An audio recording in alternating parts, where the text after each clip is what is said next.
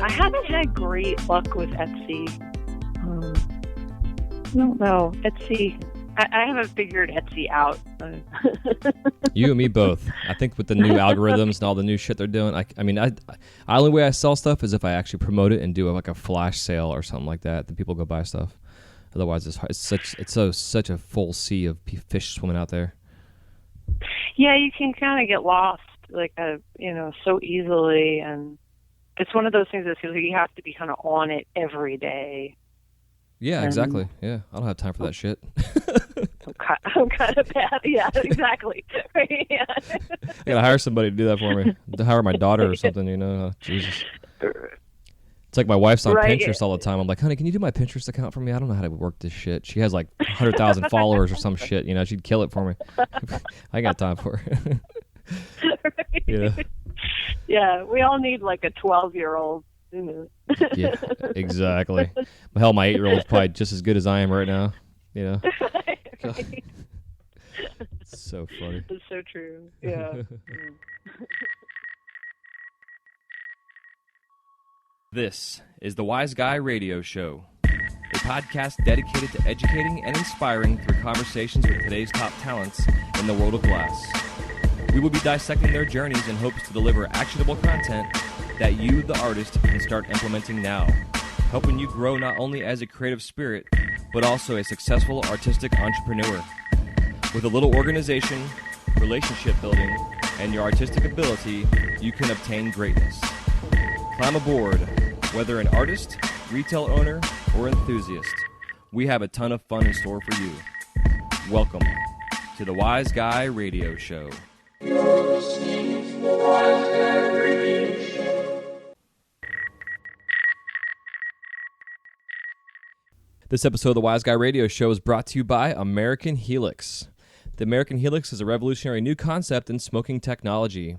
Based on Brunelli's principle, the shape of the pipe creates a Venturi effect, causing a swirling motion of the smoke through precision micro holes that are produced for the intake system. This results in a slower burn that conserves tobacco and gives a smooth, refreshing smoke, making the Helix the smoothest hitting pipe on the market. For further info or to locate their products, you can find them on Facebook at facebook.com/SSHelix or contact them signaturehelix@gmail.com. That's signaturehelix@gmail.com. This episode is also brought to you by Mountain Glass Arts. For the month of May, Mountain Glass is offering their borosilicate sale, shot, rod, and tube at 40% off. Just use their word SHOT at checkout. That's SCHOTT. And for all you soft glass nerds, they're having their COE 104 sale, a Fetre rod at 30% off. Just put in the code AFETRE at checkout, and that's EFFETRE at checkout, and that's also at mountainglass.com. Just go to mountainglass.com.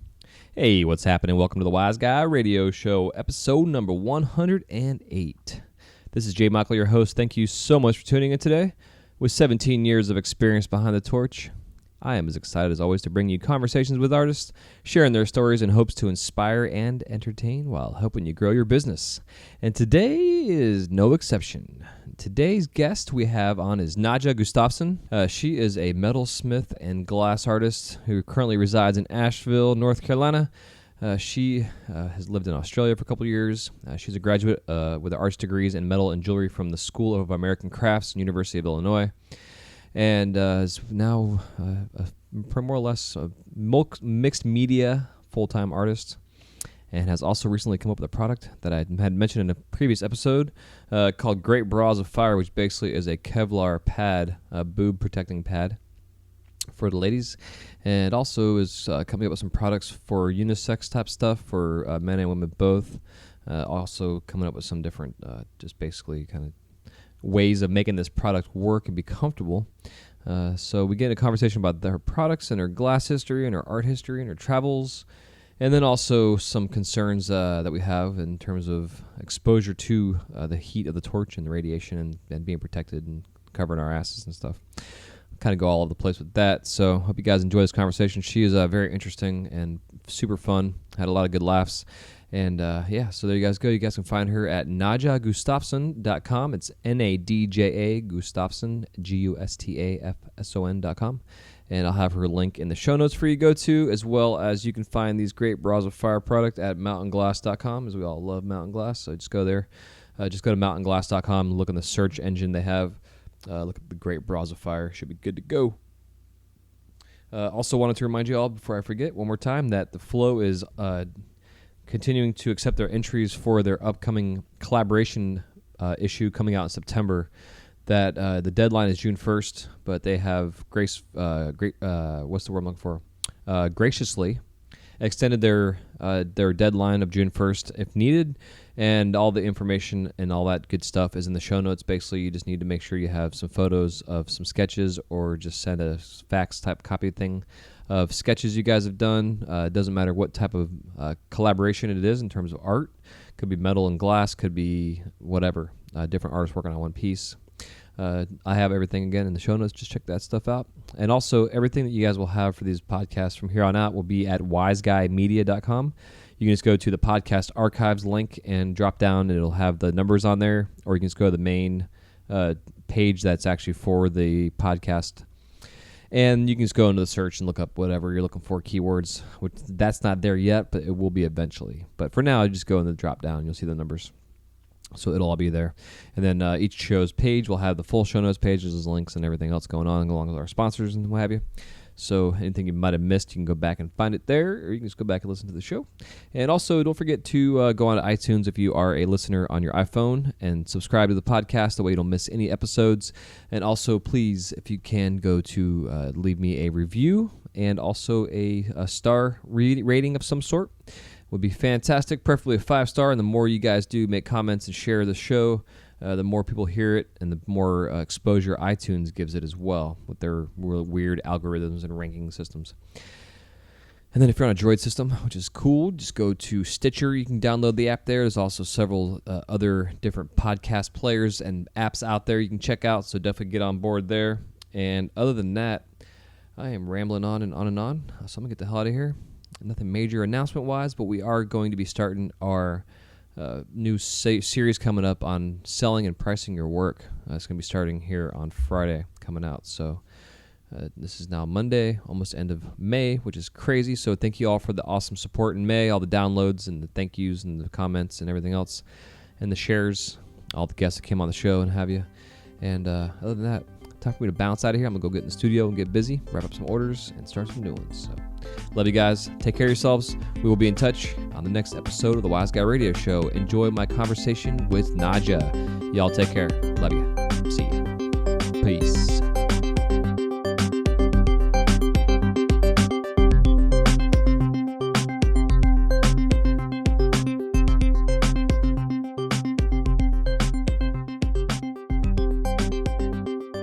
Hey, Najda, how you doing today? Good. How are you? I'm fantastic. Thanks for coming on the show. It's a pleasure to have you on and kind of give everybody a little background on this. A couple months back on one of my episodes, I don't remember exactly what number it was, but I announced that you were now selling these through Mountain Glass. Your Bras of Fire, I should say, to be more specific, as I'm talking while I'm thinking. Right. But I did my little intro and I talked about it, and I turned into a little 5-year-old boy and started saying every little name for boobs. And I listened back to it and was like, asked my wife to listen to it to see if it was like offensive and stuff. But we were laughing, so she's like, "No, that's not offensive." But then it made me want to, yeah, totally. But then it made me want to reach out to you, because I think what your thought with this product is incredible, and I don't know if a lot of people have thought about it in terms of protection for women, for chest, and also for men as well, which I want to get into. But, so that's kind of how you and I got in contact, was through your Great Bras of Fire product, which we will get into later on. But before we do get too far down a wormhole, if you want to give us kind of your humble beginnings and where you got started and what got the bug lit and all that other fun stuff. Oh, okay, yeah. I was raised in Philadelphia and had a coppersmith grandfather who let us grandkids sort of mess around in his metal studio, and I just really caught the metal art making bug, and went on to pursue, a couple degrees in, jewelry, metalsmithing, and just really liked working both small and branched out into working larger, sculptural work, and eventually ended up doing musical instrument repair with my first husband, and then I met James Yon and ended up moving to Asheville, and he was trying to get ready for Bead and Button in Tucson and needed as much glass as possible. So he kind of sat me down at the torch and taught me how to make beads, and that kind of branched into making other glass products. And I really enjoyed working in glass. And then we started also doing metal combined with his glass. So I would fabricate metal around some glass pieces that he would make. So it's got to kind of do a little bit of both metal and glass, which I really like doing. So that's kind of the quickie version. Yeah. How I got here. So how old were you when your grandfather was introducing you to the metalwork? Oh, there's a picture of me at the age of 3 with a hammer in my hand and him standing next to me. That's awesome. I think I've been doing it for so long I couldn't tell you when it started. Was it like traditional forgery type stuff? He mostly had us making jewelry and sort of small sculptural objects. This is more small scale. I actually don't know how to weld, but I just sort of applied a jewelry technique called chasing and repoussé to larger work. So it's kind of a jewelry making technique, sort of. I mean, the Statue of Liberty is chasing and repoussé. She's all hammered sheet. Yeah. So, it applies to large and small. So. Yeah, it makes total sense. I mean, I guess like you're saying, it's as long as you can do it small, you can do it big. It's like when you practice glass stuff. Like, I don't know, for myself personally, I always go really big at first, and then I shrink it down to the actual size I want to make, whatever I'm making, just a little. But the big piece is like my sketch, and to learn the process, I guess, in a sense. It's kind of backwards from what most people do. Yeah, that's interesting. Yeah, it's weird. I don't know why I do it.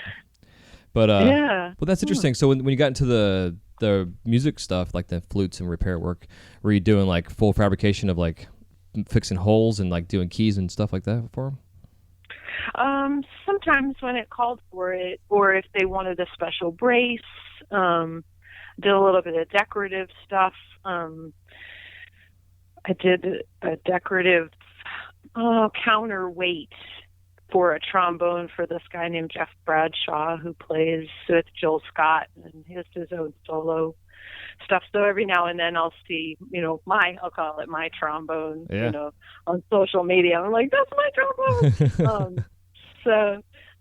But yeah, I did a lot of just sort of more custom pieces for specific parts of instruments, a lot of braces, or, if there was a patch that needed, you can do that kind of thing. But it did a lot of just pad work, repairs on clarinets and flutes. Yeah, they're kind of complicated instruments. I've always been intrigued by them. I never played them before, really, because I've blown through them, but I've made noise. Right. To be more specific. That's hilarious. So yeah, but there's a lot of metalworking involved, and Yeah, a lot of detail intricacies. Yeah. Fascinating. Yeah.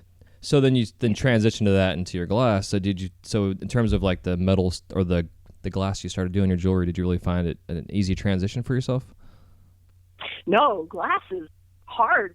Yeah, it is. I cried. There were a lot of tears. I love it. That's what I love to hear. Hear that, people? Shit ain't easy.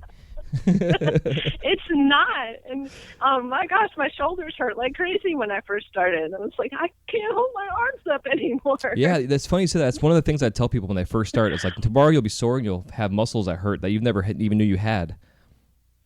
Yes. It's amazing. Yeah. And I mean, I would do hammering for hours. I was hammering these large pieces of metal and flipping them over. I mean, I'm not a fragile bird or anything, but yeah, holding your arms up like that and just having that control and, that balance point with your body is a whole nother way of working. Mm-hmm. But it's so, I mean, it's like candy. I mean, you can't stop even, when it gets hard sometimes. Yeah. it's just such an amazing medium. Yeah, it's funny you say that with the candy things. Like when I first started getting into doing a lot of cane work and stuff early on, probably about 3 to 5 years in, there was a guy, I don't remember what his Jock something on the Food Network that had like a sugar show. And he did them like hand blown sugar, like swans and different birds and stuff. So that he was making, actually like doing blown glass, but they were sugar. But he was also making flat like rainbow canes and different ribbon canes out of sugar, and it was the exact same pull technique that I eventually transitioned and translated to my glass, just from seeing this guy pulling sugar, pulling color cane for whatever. And they would twist them up and make candy canes and all kind of shit for cakes, and it was pretty neat seeing it.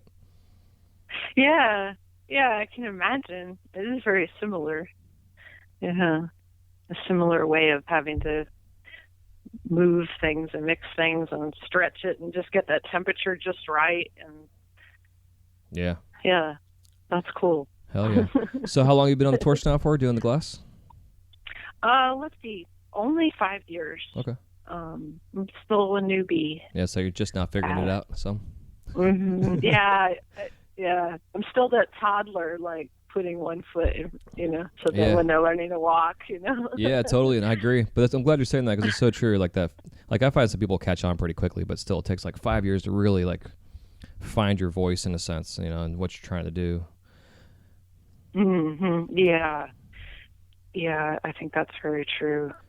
So to be able to express yourself artistically in class, you really have to have the craft under you first, I think. Yeah, exactly. Yeah, know your medium for sure. Mm-hmm. Do you find like a battle of creativity in between your metal and your glass? Like, does one pull you away from the other at times? No, I don't think so. I think they kind of feed each other. Because they kind of inspire. Like if I can do this in glass, then I could add this glass to this metal, and I can work this metal around the glass this way. And yeah, I think they sort of feed each other. I feel like metal is this is going to sound kind of corny, but metal's sort of grounding. Like you have to sit down and sand and polish and cut, and like, with glass, it's like, oh, I need to polish that. And you kind of lick it with the flame and it's polished. And so metal, it's just such a different way of working. But I feel like they feed each other. Yeah, pretty well. Excuse me. I can see that. It's almost like a bee and a flower kind of thing, like kind of like symbiotic relationship they have with each other. Yeah. And the glass and metal go together very nicely as a combined medium. Yeah. I sort of think of glass as like the gemstones that you would set in metal. You have to get a little more creative in the way that you set it if you're going to fabricate versus electroforming, which I don't do. Right on. It's just a different way of working. Yeah, for sure. So when you were first doing your beads, when you guys did the bead show, were you doing like mandrel style beads, or were you doing like just with pendants and stuff? Yeah, just on a mandrel, just making one after the other, trying to get them to be round. Using soft glass Moretti or whatever it's called stuff. No, we were doing boro. Okay.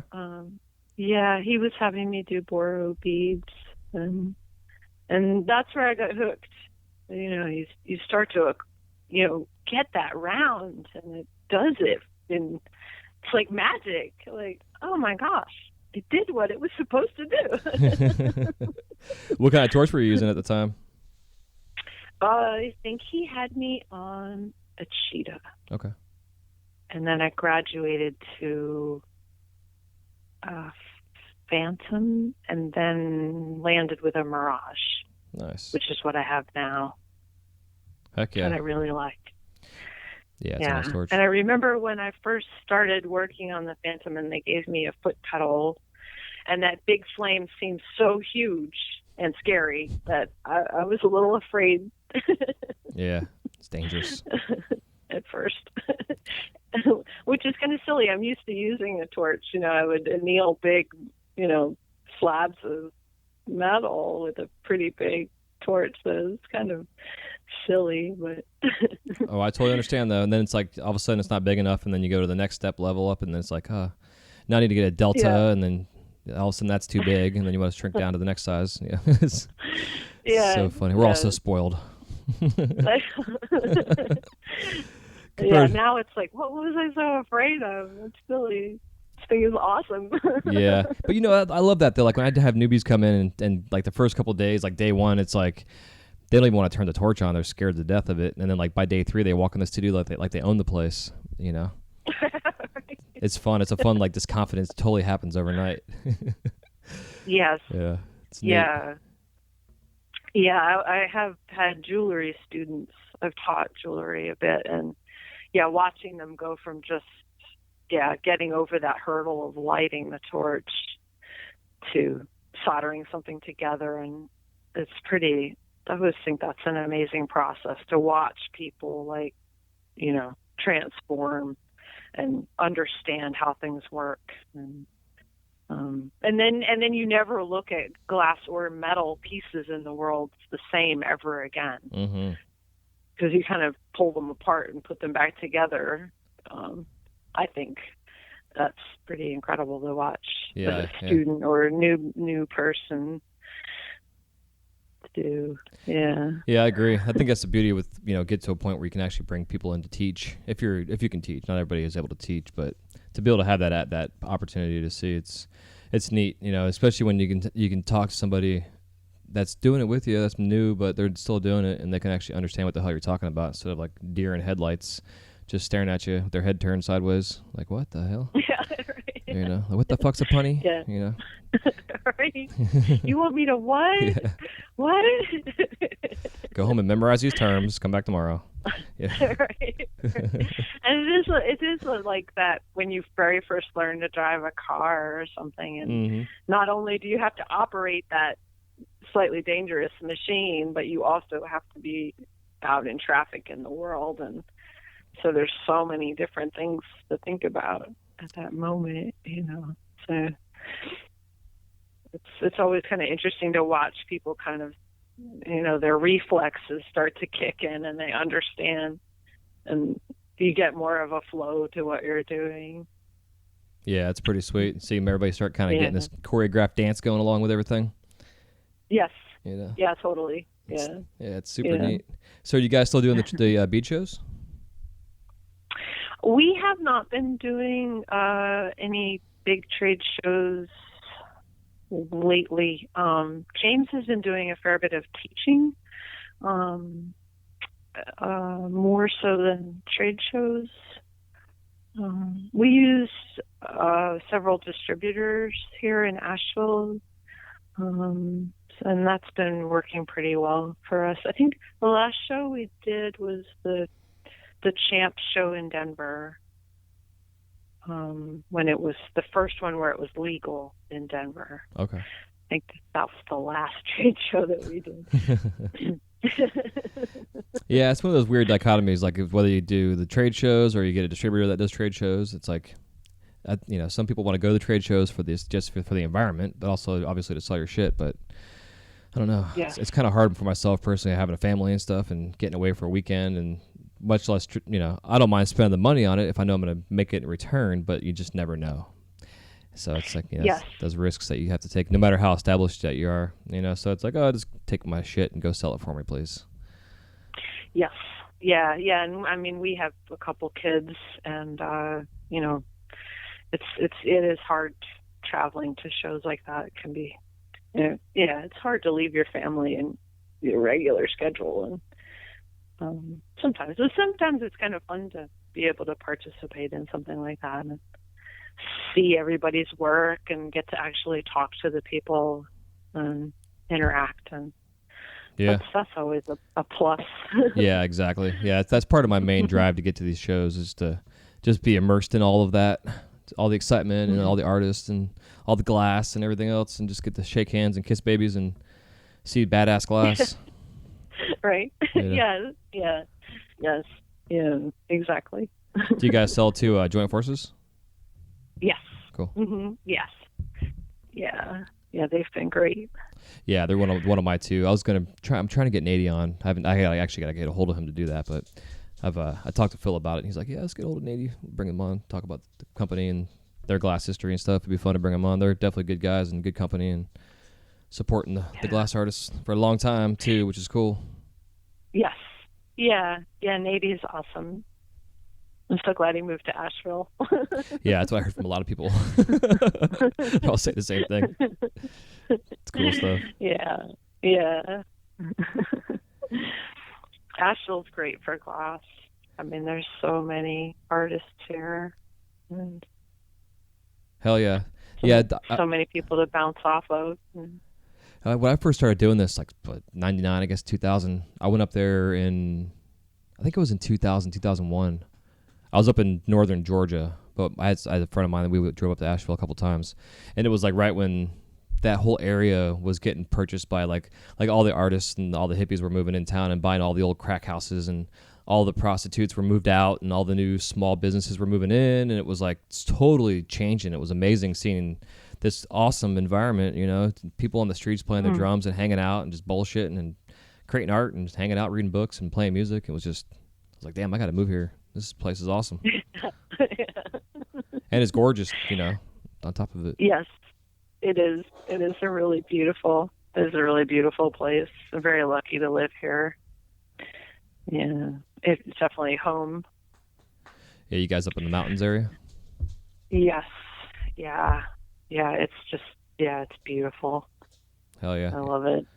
Yeah. It's, if anybody's never, or if you haven't been there before, I definitely recommend it. It's like the Blue Ridge Mountains are around the corner, and you got northern Georgia, and then you got I mean, it's just, you got so much to see there besides all the cool places to shop and hang out and eat and drink. And yes. Yeah, you can just enjoy the woods so easily in the mountains here. Yeah. Not to mention the food and the beer and all the glass artists that are here. Yeah, it's a cool little new mecca of glass. That's for damn sure. Yes. Yeah, and it's nice. I mean, we go to our distributor, and there's several glass artists that you admire.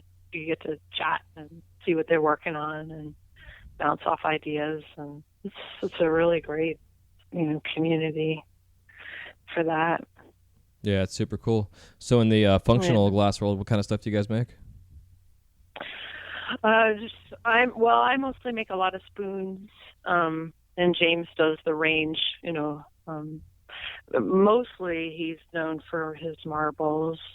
He's done really large, beautiful marbles, but he started out as more of a painter, and so I always think of his marbles as him painting in glass. He's a very good painter, I think, and so I always view his marbles as if they're like his paintings, but in glass. Huh, interesting. Did you put any of those images within my email of his stuff? I think I sent you one of the big ones where they did in Corning at the Glass Fest there. Okay, cool.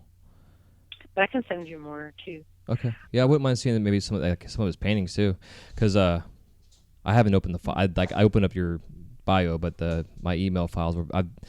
GoDaddy's changing everything to frickin' Outlook Express right now, which is a pain in the ass. I'm having to transfer all my shit out over to Outlook off my GoDaddy email. Yeah, it's a pain in the ass. Oh, girl. So, yeah. It's one more thing. Like you and I, we've communicated like everything but smoke signals over the past week, I think. Oh, I know. Holy shit, it's so funny.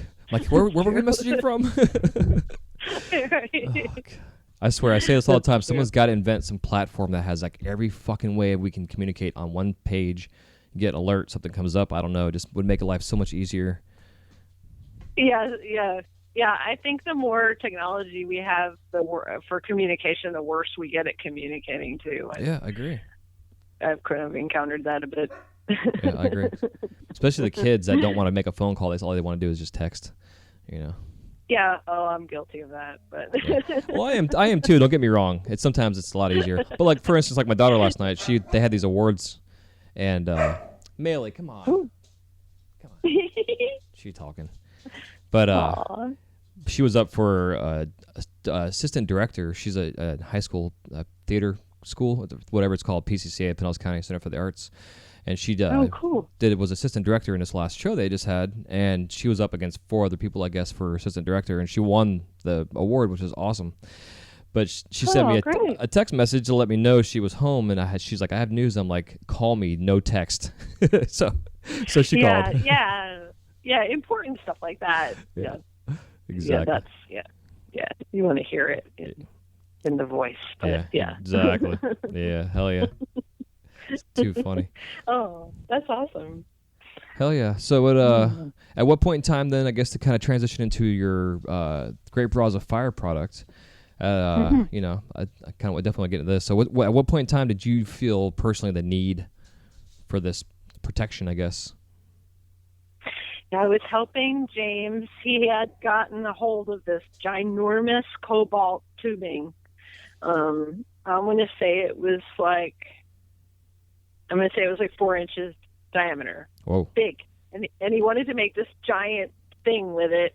And I can't remember what he was going to do with it, but I think he was going to try to just make a ginormous spoon with it as kind of as an attention getter, you know, for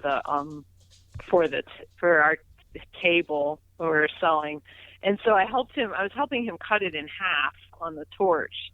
And I kind of realized, like, whoa, like that's hot. And I had on heat protection. I had Kevlar gloves, and it was really, really hot, and it really, really hurt. So I was like, I need some, be nice to have some way of just, and I can't stand aprons. They make me crazy. Like, I can't stand having that thing around my neck. And so I was like, it'd be nice to just have something to stick, you already I wear a bra, so just be nice to stick something in there. And in went the Kevlar glove, and it was like, oh gosh, that's so itchy. And it's like, I just want to come up with a little pad that you can wash, that'll just sit in there, and it's light. It's summertime, you're not wearing all these layers. And so it's just kind of born from that, Heck yeah. So do you have various like models of this thing, of the product? Say that again. I'm sorry. Or do you have like various models of it, like just the pads, and then you have it? Because I know we were talking about how not every female blown glass wears a bra, so they have to have some way of holding it up. Yes, yeah. I'm actually working. I have a local seamstress that I'm working with, and we're coming up with a prototype for something for both men and women, so that if you don't wear a bra, you don't have to worry about sticking a pad into something that's going to fall, or you won't be able to keep it in there. Because obviously you can't like safety pin something that's going to get hot. Right. That'll hurt. Yeah. And that'll be even hotter. So, we're kind of working on a new product, so that also if you're getting, sort of burned around your stomach area, because some people have asked me, like, if you have a big tummy and you're close to your torch, there's like this sort of triangle that tends to get a little too hot. So we're kind of working on something that will be a little more adjustable, so that you can put the pad where you want it, and maybe wear it under your clothes, but it's still kind of not a whole welding jacket or anything heavy like that. It'll just be kind of just a cover that you can wear over your shoulders, that you could then wear under a t-shirt or whatever. Yeah. So that's, we're working on that. She's going to be sewing up the prototype this weekend, actually. Nice. That's kind of where I'm headed. And we're also kind of thinking about trying to come up with a kind of a sleeve that could then attach to that. That would protect sort of that. There's that funny little area between your shoulder and where your Kevlar sleeve ends. I've had people tell me it gets burned pretty frequently, and so we're thinking about doing some kind of thing that would attach to the strap. Nice. Of, the undergarment. I haven't come up with a name for that yet, but it's the gears are going. Yeah, I can hear them. Well, my gears are going, because, part of my concern, which is why I wanted to talk about this, was like, we have so much exposure to, besides the heat, but to the chemicals in the glass, but also to the UV rays and stuff coming off there. And I know back when I was first getting started, one of my studios we had access, this guy had a whole shit ton of standard wall tubing that they were selling for like pennies on the dollar. So we bought I think it was like 40 cases. We ended up getting, it was like 20 cases of like 52 standard wall, and all, the other half of it was 38. But we were taking like the 50 and making inside outs with it. But I was taking like a 4 to 5 inch section of this shit and then doing double flares and laying all this color. It was like all this heat. And I have a bad habit of not wearing a shirt, or if I do have, my shirt off, I have a fan blowing on me to cool me off. But like, I feel like I was cooking my heart at times, and I've dealt with high blood pressure issues for the past 7-8 years. And I was trying to think like, I hope I didn't fuck myself up and maybe have all the, repercussions now I'm dealing with my blood pressure issues based on then when I was like cooking myself, you know what I mean? Mm-hmm. But then I think about like the radiation exposure, and they say like for women getting mammograms now, they're trying to like minimize it because of the exposure to the radiation, but then you're getting exposure from your torch on a daily basis. So, right. So, and that's why I want to bring you on. Cause like, I think that now that this industry is growing as big as it is and how many people are getting involved, we should have guinea pigs for us in a sense set up to where we can do some scientific research to really find truly what this is doing to women, because I would hate to see women get breast cancer from this thing or some stupid shit because we're not paying attention to it. Everybody wants to get into this industry because it's fun and it's romantic in a sense, and it's dangerous at times. But like the truth idea is that we are exposing ourselves to all kind of shit that we don't even realize it. I mean, look at the cadmium thing going on right now. It's like, we all have to think about this stuff. So I'm just curious if you've seen research on this or haven't done any studying yourself. Honestly, no, I haven't. And I would be very curious about that as well.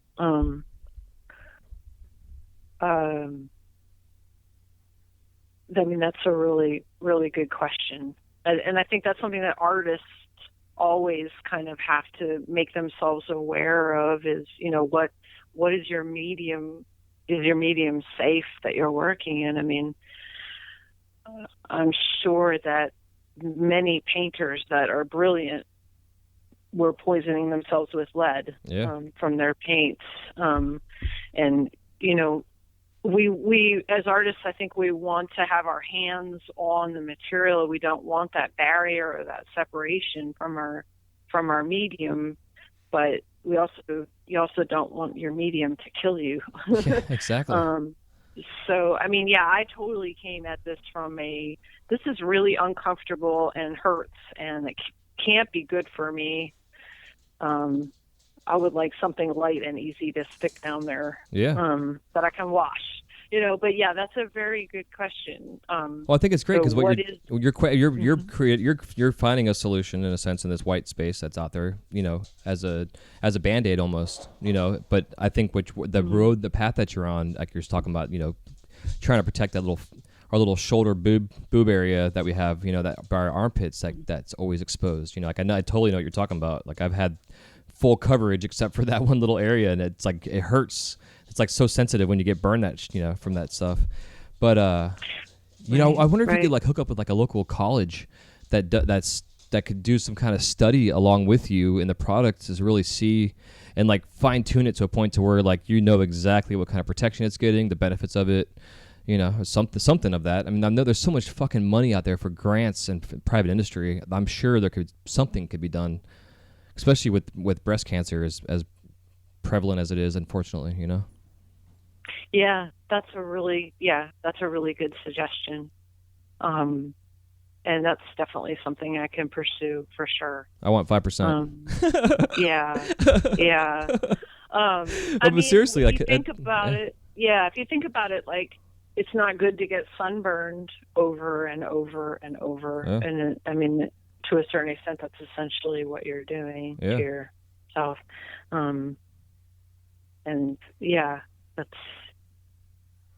That's something to definitely think about. Because even like all the T-shirts you can buy now that have the UV protection in them and stuff, like start the process of wearing a shirt made of that stuff. You know, it just leads to protect your body. But like I had with having Adrienne Ladd on talking about her issues with her lupus symptoms that she was having dealing with the UV light and stuff from the torch and, you know, everything else going on top of stress. But a lot of it was from the torch and from sunlight and stuff because she's very sensitive to it. So again, there's obvious exposure that we're getting. I mean, I had no idea that fluorescent lighting in our homes gives us UV light rays. You know, like I had no idea until I had her on and brought another guest on talking about the products and stuff. Like, so again, that's why I wanted to bring you on, because I think your idea and thought came from a necessity, which is how things usually start. Like the fucking pillow pet came from these parents that wanted something cute for their kid. Now it's like $100 trillion industry. Right. You know, yeah. So I think you're on something amazing here. And yeah. So after we get off the air, I want to talk to you about it too, because I got some legal ideas for you for protection. That's great. Yeah, that's great. I mean, I would definitely. I'm actually enrolled full time in school at the moment for health and fitness science. Oh, awesome. And I'm actually in anatomy physiology number 2. Cool. Where we're really getting into systems and how they work, and that would be a really good question just to put to my professors, just to start with, and see what they have to say about it. I agree, and I think too. I mean, kind of this completely ADD moment here, but I myself personally, I have a medical background, so like I have, besides the art, I have the medical side. Anatomy and physiology too was my favorite of the two. Like all the lab stuff, I love that shit. But but it teaches you about the human body, and it teaches you about proportions and functions in a way, like you're saying, systems. You find out how systems actually work, which for me it translated into my glass. Like I was able to figure out systems and how the glass works, and how and thinking about proportions and the way the human body works and moves, and just translated that into my glass. But also then you can help yourself out too if you burn yourself, even though you're not being trained medically, you're still learning how the body works, Right. So right. I think it's all valuable. Yeah. Yeah. So if you think about that constant exposure to heat and how your body handles that,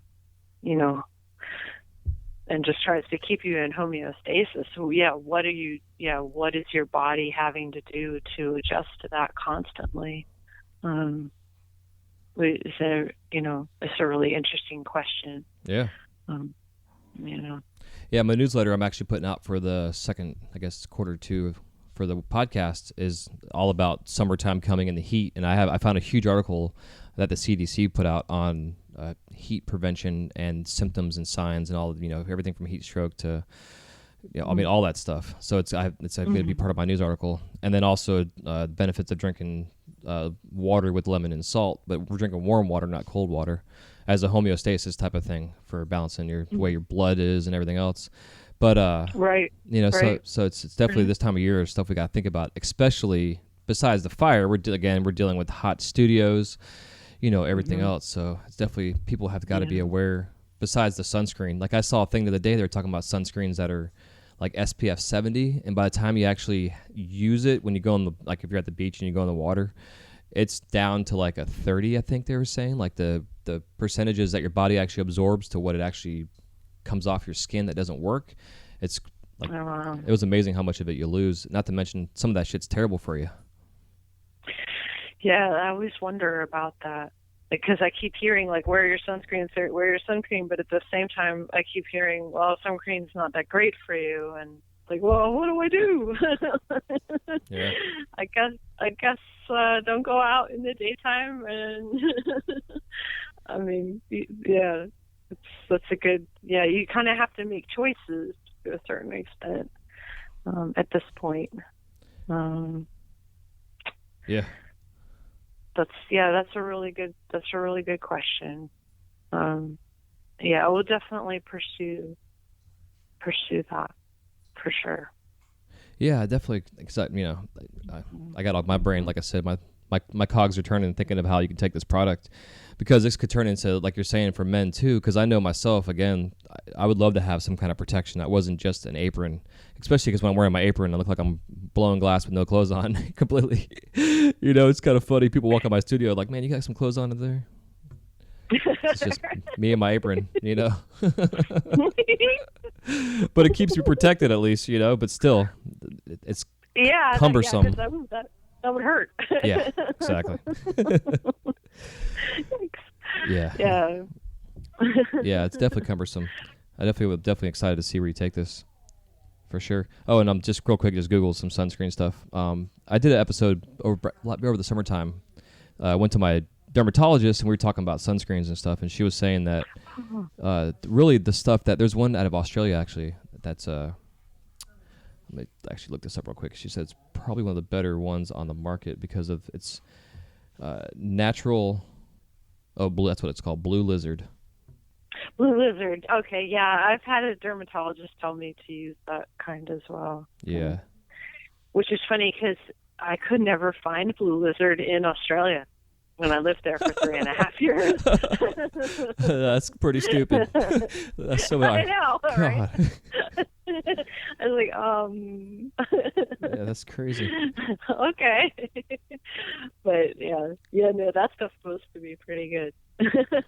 Yeah, my dermatologist was saying if you can't pronounce the words and the ingredients, you should not put it on your skin. That's good advice. Yeah, that's very good advice. And you probably shouldn't eat anything that. Yeah, exactly.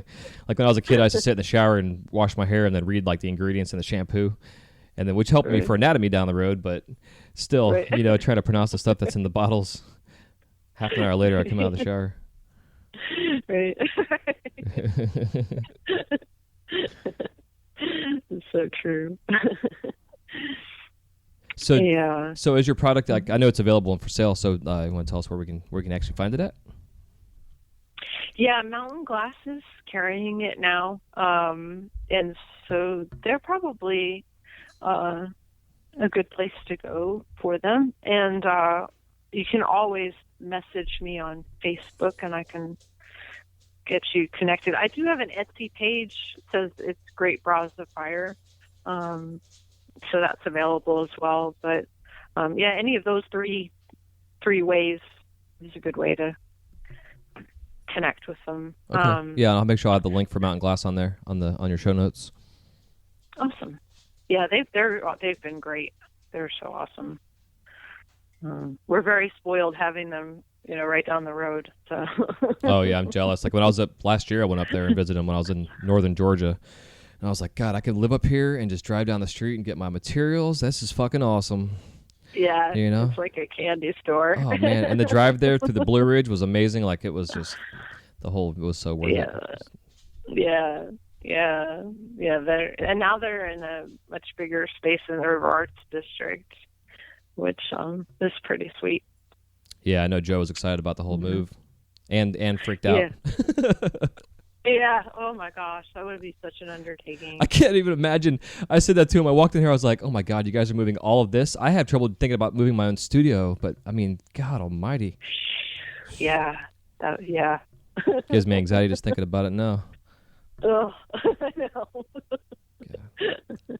But they are awesome. Yeah, they're definitely a huge asset to our community. It's been a pleasure having them as a sponsor and bringing them on the show and just talking and sharing their sales all the time and just putting them out there because their customer service, everything. It's just, I can go on for days about them. They're just amazing. Yeah.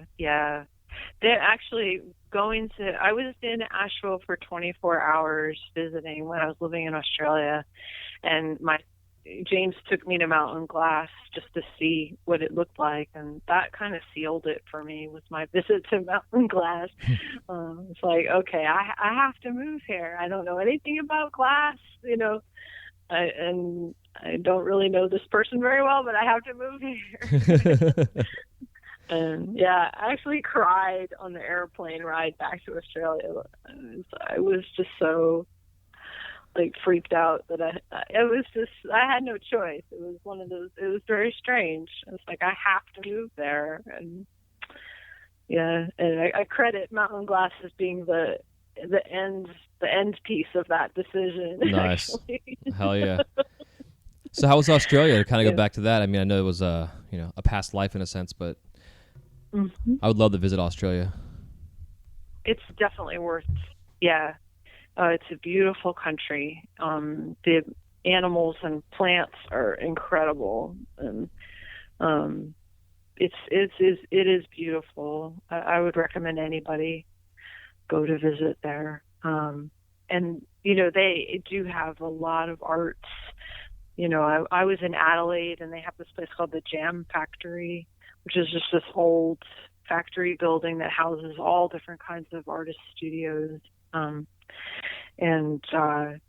So they have a glass hot shop there, metalworking, just a beautiful facility. So it's a really great place to visit, and I definitely enjoyed living there. I mean, I ended up becoming a citizen, so I have dual citizenship, and neat. Yeah, it's a gorgeous country to visit. They have great wine. Heck yeah. And the beaches are amazing. So yeah, it's definitely worth the long airplane ride. Yeah, it was like 16 hours or some craziness. Yeah, the long flight's usually anywhere between 13 and 15 hours, depending on where you're flying from. But then you have to catch sort of connector flights to get you to where you ultimately want to be. Yeah.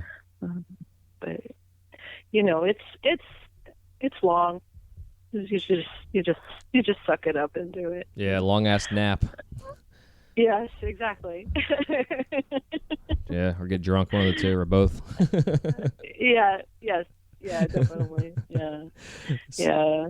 And we've been very lucky because Christian Arnold and Laurie Young were living in Melbourne and just moved to Asheville recently. So it's kind of nice to have some Australians, come live in Asheville. Yeah. I've been very happy about that. Did you find that you picked up the accent at all while you were living there? No, I can't even imitate the accent. Yeah, I'm the same way. It's very hard.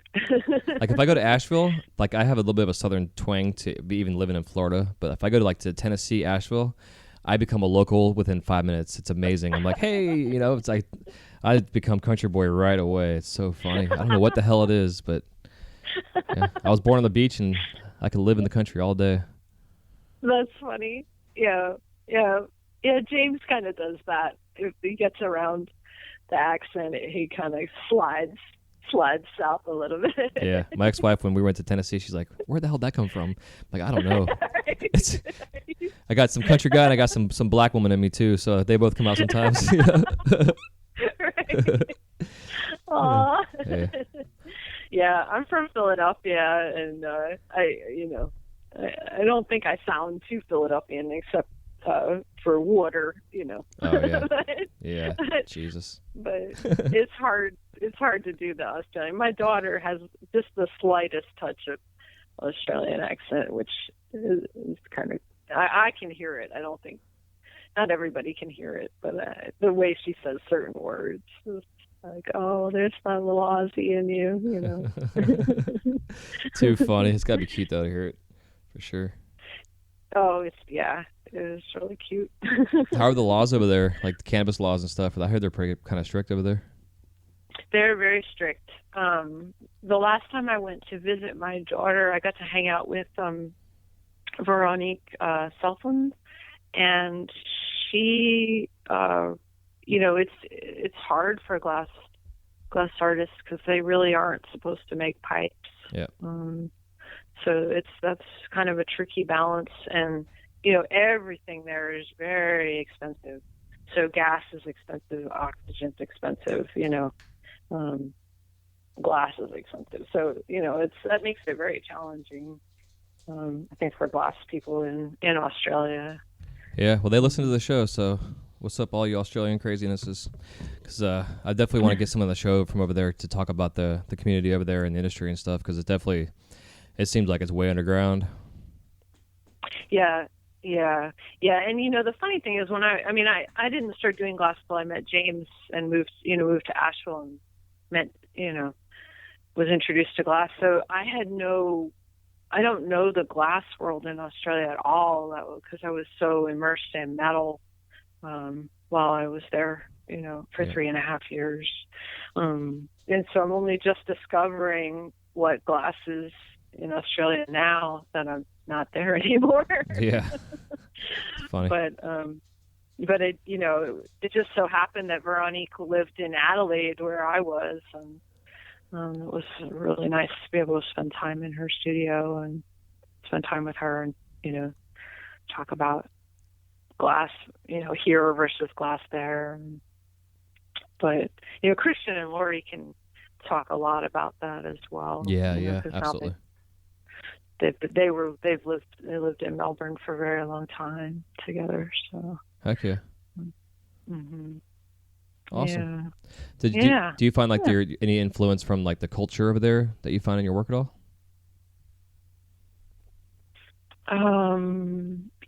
When I moved to Australia, I started this obsession with octopus.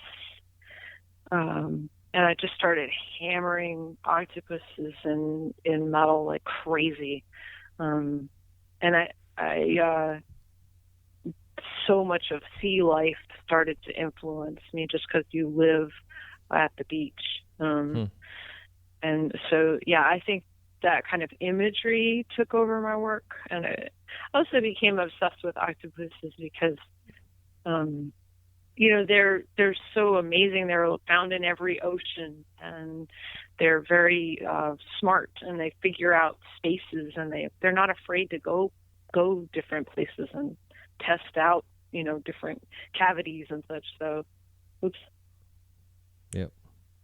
And so, I think I just kind of got fascinated with those. Yeah, they're a neat animal. They had a study, I don't know if you saw recently, that they found that their DNA matches nothing at all on Earth. Like it's like they're basically aliens, from what the studies have said. Like they're their own unique species on their own. Whoa. Yeah, it's kind of crazy. Well, I didn't know that. Wow. That's interesting. Yeah, that's what I said. They Wow. are kind of crazy looking.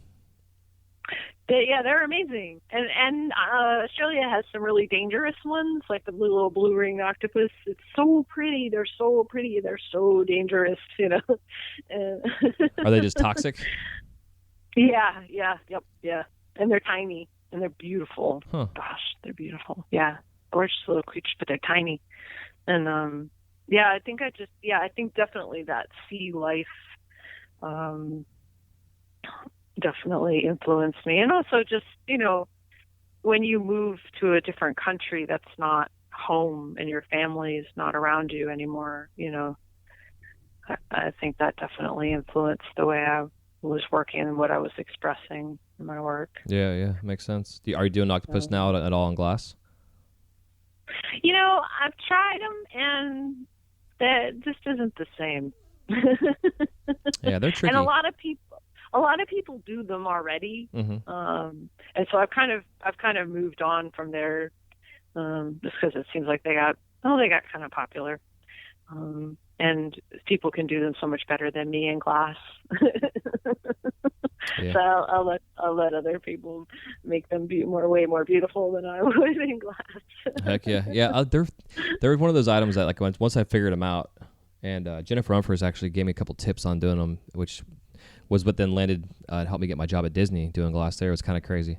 But I've been making octopus for them for a couple of years now. But once I figured out like the flow of the tentacle, it's amazing how much my glass itself changed, just in terms of like learning. I mean, this is after being on the torch for, let's see, I've been there almost 5 years, so like 12 years, I guess it was, when I got hired there. Oh, wow. So even though I had all that under my belt, like started doing those tentacle pulls, it was like I just learned so much more about heat base and how glass flows and moves, and it was crazy. It was weird how that worked, but it was a cool little transition for me. That's really neat. Yeah, that's really cool. Huh. Yeah. I definitely recommend anybody to try them, just because they're not easy. Yeah. They have this certain like grace and elegance to them that you really could be hard to pull off. Just the line that they have, that flow and the curve to them. Yeah. Hey, can you hold on 1 second for me? My dog's about to eat some dog bed. Yes. Hold on 1 second. Oh, no. Yeah, I know. Tell me about it. Bailey. Okay. Devastation wasn't too bad. Oh, good. Yeah.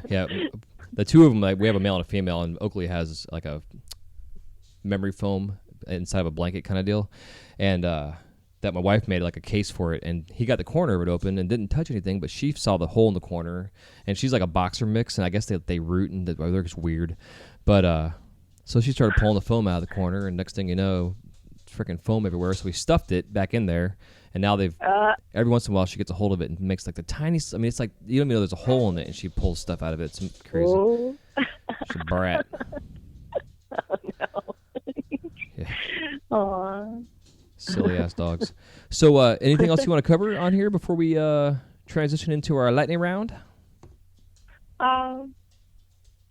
No, I just really appreciate you being willing to take the time to talk to me. Oh, hell yeah. That's really awesome. Yeah. Yeah, absolutely. But yeah, like I said, I'm excited to really see like where this product goes for you, you know, in terms of yourself, but also for the community, just men and women both. I think it's going to be pretty big. Yeah, I'm excited to work with this seamstress. She does stuff for this place called Ortho Dog, and they make little braces for dogs that need them. And so I think she really has an understanding of where I'm coming from and what the goal of the product is, and the need for consistency. And so I'm very excited to be working with her and to, you know, work on different models of a more unisex item, and definitely pursue, you know, the more medical question about, you know, radiation exposure. For sure. Yeah, I'm curious myself. I'm sure lots of people are. Yeah. And much less have even thought about it. You know, that's what I'm kind of thinking. Like, you know, how much do we actually? Yeah. You know, because I mean, just kind of sidetracking here, but it reminds me of like, you know, when someone shows you some technique that you're stumped on, and they show it to you, and it's like, oh yeah, no shit. You know, and this is kind of one of those same things. It's like, oh yeah, women have boobs. They're more, you know, closer to your flame, your heat, and your torch, and the radiation coming off, which I would think would get the brunt of all the crap hitting your body. You know, so yes. And I think there's more and more female glass blowers now probably than have been. I mean, it just seems like glass blowing just seems like it's expanded so much that it's starting to expand in gender. And there's, you know, just trying to find a pair of Kevlar gloves that fit sometimes can be tricky. Things are made, you know, a certain size, and sometimes they don't fit female, you know, sizes. And it just seems like something that should be addressed, you know, because, I mean, and not only, I mean, I think a lot of glass blowers have kids now that are teenagers and are small, and they want to blow glass too, and we want to keep our kids safe and protected. And, you know, having loose gloves that dangle is not safe.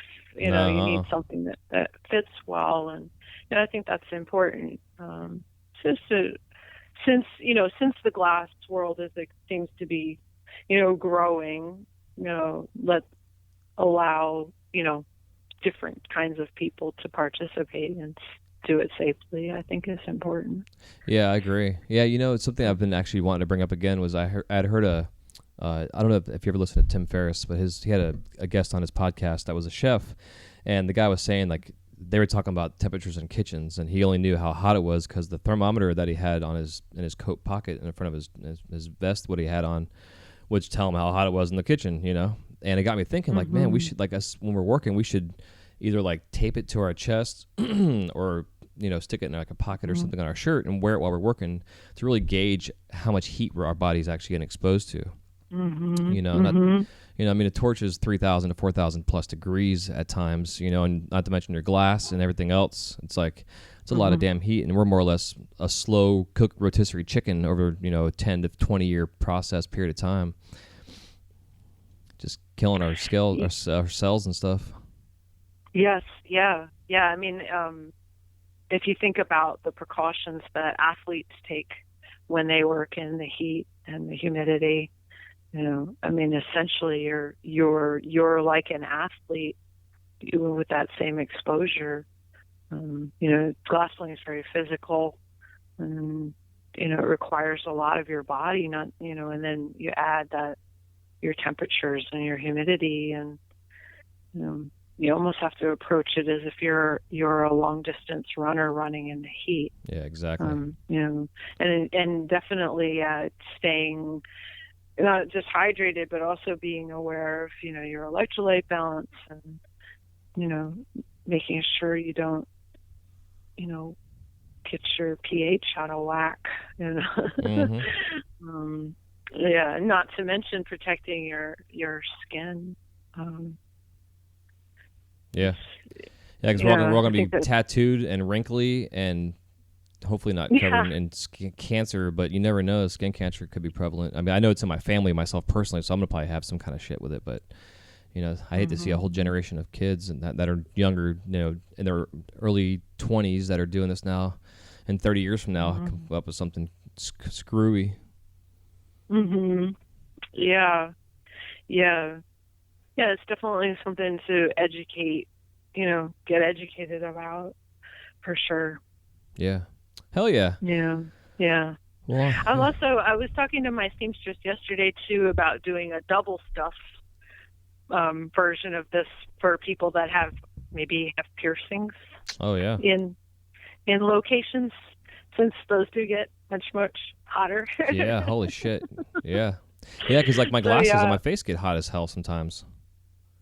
Yeah, and if you have like piercings in certain places, Jesus. So we're working on a double stuffed one as well for people that might have piercings that they want to keep in while they're working. Yeah, or maybe you could make like a pasty or something. Yeah. Yeah. Yeah, or a center, like one with an extra center. Yeah. Then you make a fancy and put tassels and stuff on them, and you're right. There you go. Woo! Have a whole Instagram account, no nipples or nothing. You just have them all down there. It'd be awesome. Yeah. Well, I thought about trying to do an actual bra, but the problem with that is that bras are so size specific to each person. They fit so differently. And I think that would be very challenging to try to do. And it's sort of it would be hard to come up with just like a 3 size bra, right, per se. So, I'm working with this seamstress, and we're sort of hashing out different ways of approaching that idea as well. Because it would be nice to be able to just sell, like more of a actual garment that you could just throw on. Yeah, exactly. Like a sports bra with pockets or something.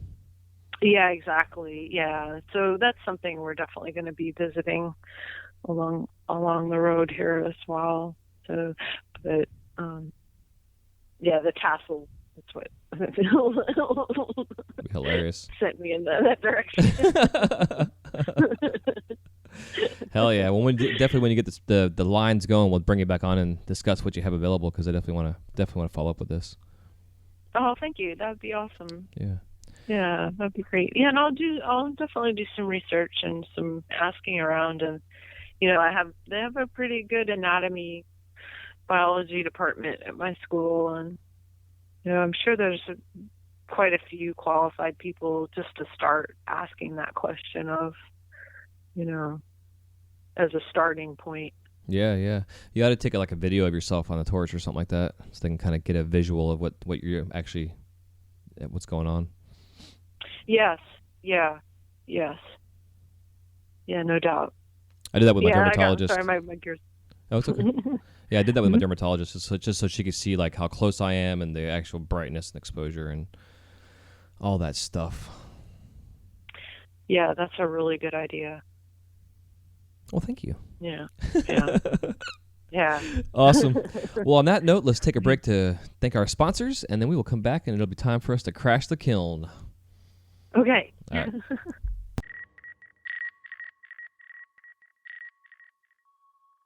This episode of the Wise Guy Radio Show is brought to you by The Flow magazine. Since its inception, the focus of The Flow has been to provide a bond among members of the lampworking community.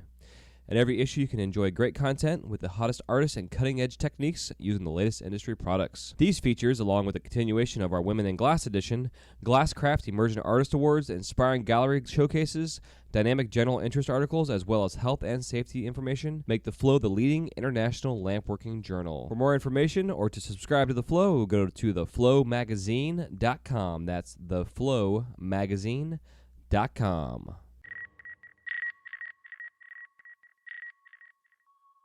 Okay, we're back. That was a quick break. So, so this is the Crash the Kiln round. It's always a fun time. So it's Okay. I actually added a new question, and you're the first person to get this question. So it's gonna be new to you too, since you didn't have it in your notes. So, Okay. So it's 7 questions. Let me count this. I always say 6. Let me see. 1, 2, 3, 4. Yeah, so 7 questions. Yeah. Okay. So, and if you want to give me an answer that's 30 to 60 seconds long, you can expound upon the answer if you'd like, because it always happens, and they end up being 30 minutes long. And then, so we'll go from there. And, Okay. Sounds good. Awesome. So the first question I always like to ask is if you could work with any living glass artist that you have not worked with yet, who is it and why? Well, I thought about this, and it's going to sound crazy, but Judith Schachter, who's kind of unrelated, but she is a stained glass artist in Philadelphia, and her stained glass is incredible. And I would love to watch her process, and her idea generation is fascinating. So she was the first person that popped into my mind. Okay. Even though she's not a lamp worker, but Oh, it's okay. Do she you? does stained glass. So. How do you spell her name? Let me think. It's Judith, and her last name is Schachter, Schaecpr. Please forgive me if I spelled your name wrong. Cool. Yeah. I'm a big fan. Fan of her work. Awesome. So, what are your top 5 favorite colors in glass? Oh, fume. Perfect. Yep, fume. How's that? That's not 5 though, but You can get 5 colors out of fume. you can. So when you're doing your fume, are you using gold and silver, I take it? Yes. Yes. Yeah. I like it over clear. I like it over blue. Yeah. Yeah, I love it over blue. Yeah, me too. I did some chandelier components that were like flared out like seashells, and I fumed the inside of them, and I had like a really heavy silver at the very center of the cone of it, and then as it came out to the edge of the flare, it kind of got more of the pinks and the oranges that the gold can get with the blues. Oh, it was amazing. Yeah. I love that stuff. It's so cool. Yeah, it's fun. Hell yeah. So if you could describe the sound of glass cracking in one word, what is it? Oh, no. Well, those are 2 words, but we'll make it count. Okay. Uh-oh. Yeah, exactly. So what's your worst injury in the studio? Oh, first injury. Your worst injury. Worst injury. Oh, gosh. Well, thankfully, I actually have not really hurt myself too bad with glass. I've hurt myself more with metal. Yeah. I electrocuted myself once with a flex shaft. Holy Jesus. And I ripped my hair out with a flex shaft. And yeah, I think those are my 2 worst probably. But that was metal and not glass though. Hell yeah. Well, I'm knocking on wood because every time my artist comes on and says they have not yet had a major injury, I'm always like, oh my God, am I going to have jinx you and cause this to happen? So right. Yeah. So please don't hurt yourself, except for at least maybe a week later. I know, right? Oh. I won't be responsible for it. Oh, shit. So when you're in the studio, do you listen to music, watch TV, or do you do both? I like to listen to music when no one's around and they won't hear me singing. And I like to listen to podcasts. I'm really hooked on the Pandora Serial podcasts. I just really like to listen to those. I hope they finally give us some answers to the first season. I know, right? Yeah. God, yeah. Drive me crazy. I didn't get through the whole second one yet, but I got the updates for the first one, but that was as far as I went with it. Yeah, that was frustrating, but it just kind of ended. It was like, you can't end a podcast like that. Yeah. Like, that's not fair. I know. Yeah, it's weird because that whole group, they've kind of gone through their new, I guess they're changing the way they're doing their shows or something. I don't know what the hell they're doing, but I don't know. I'm a fan of podcasts that are year round. The seasons I can deal with, but it's like I'm not a big fan of being left hanging. So. Yeah, that's just cruel. Yeah, it's like TV. If I want to watch TV, I'll just watch TV. Yeah. Right. So, any other shows you like that you can recommend for us? Yours. Oh well, thank you. Hell yeah. I'm just exploring NPR One. I just discovered that and just letting that play. Nice.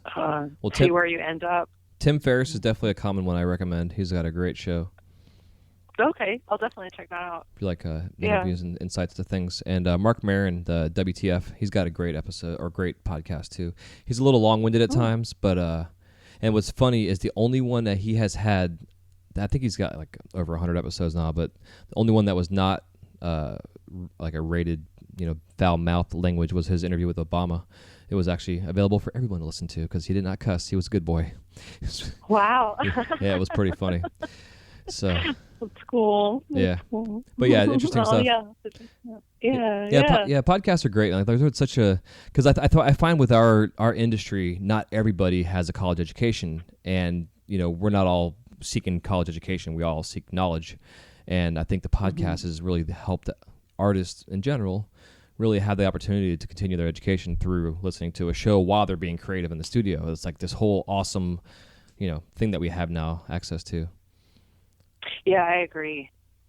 Yeah.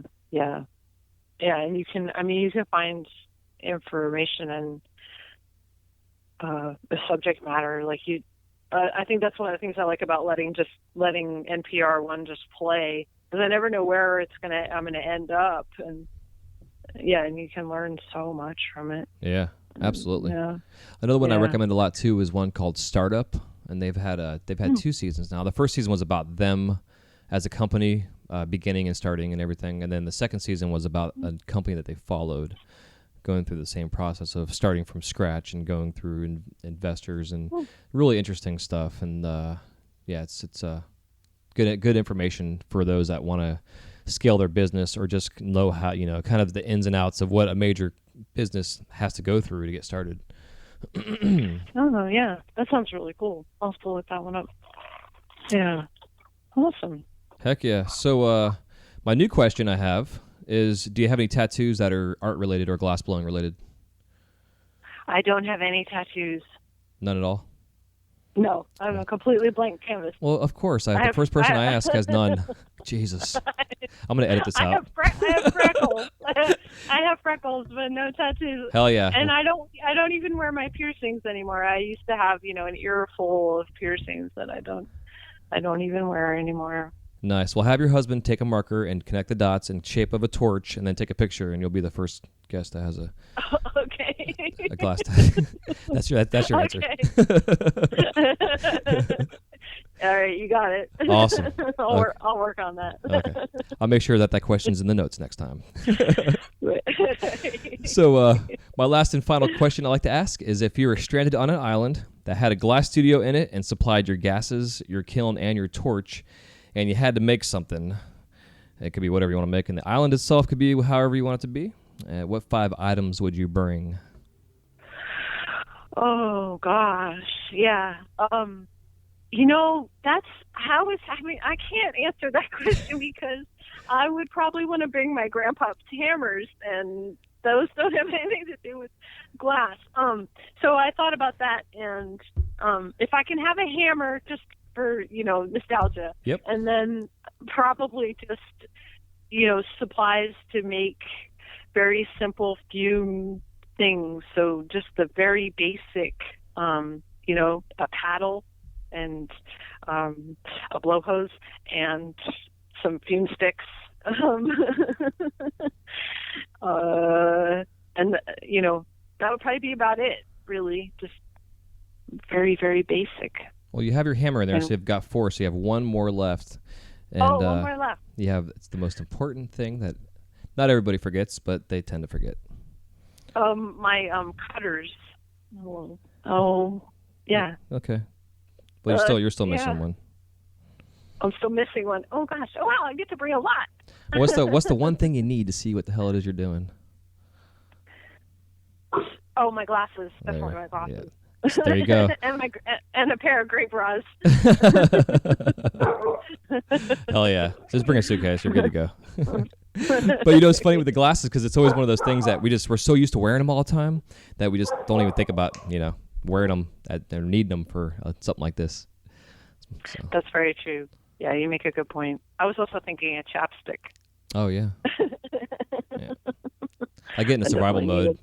I start thinking about like using coconuts and making my own fire and whatever. Right. Yeah, that's true. I mean, you can wear a coconut bra. Maybe that'd be like the new product that'll keep your boobs safe. Is coconut bras. Right. That's probably not a bad idea. They probably insulate fairly well. Actually. Yeah. Just carve them out and tuck them on in there. Be good to go. Yeah. Like turtle shells or something, Yeah. Yeah. Which one would be more heat resistant? Do you reckon? Tortoise shell or? I guess the coconut's a little more vegan. You're not killing an animal. Yeah, this is true. Unless the turtles are alive and you just, no, but then you have your heat and that might kill them. So. Yeah, and then you'd be cooking the turtle. Yeah, and that would smell bad. Yeah, that. Plus, it'd be really mean to the turtle. This is true. It's like slow cooking a frog. It's just gonna sit there and look at you. Oh, that's awful. Yeah. Yeah, I'm vegan. There you go. So definitely the coconuts. Yeah, I would definitely do the coconut. That's awesome. So before we let you go and have this is fun. I'm glad you're on. So if you can give the audience any kind of parting piece of advice, and then also where we can find you out there in the world of cyberspace. Advice. Oh gosh. Don't be afraid to make mistakes. Just keep going and keep making mistakes and keep being curious. I think that applies to everything in life. And you can find my metalwork on my website, which is NajdaGustafson.com. And you can find Great Bras of Fire at Mountain Glass Arts in Asheville, North Carolina.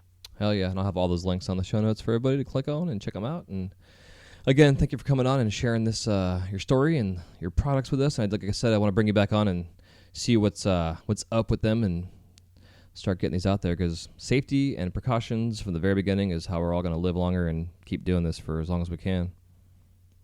Yes, definitely. Thank you so much.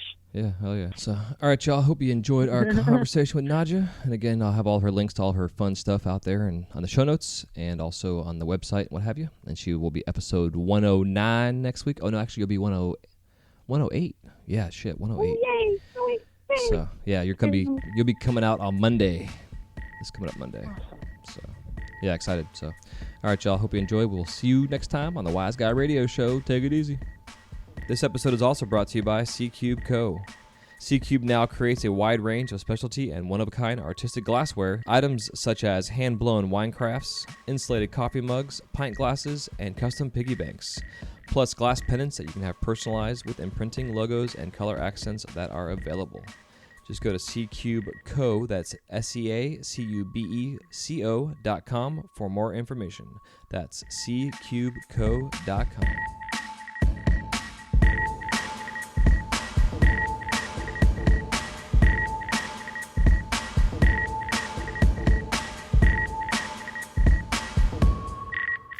Thank you guys so much for listening to this episode of the Wise Guy Radio Show.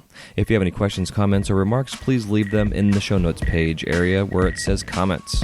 We'll see you soon. Have a wise night.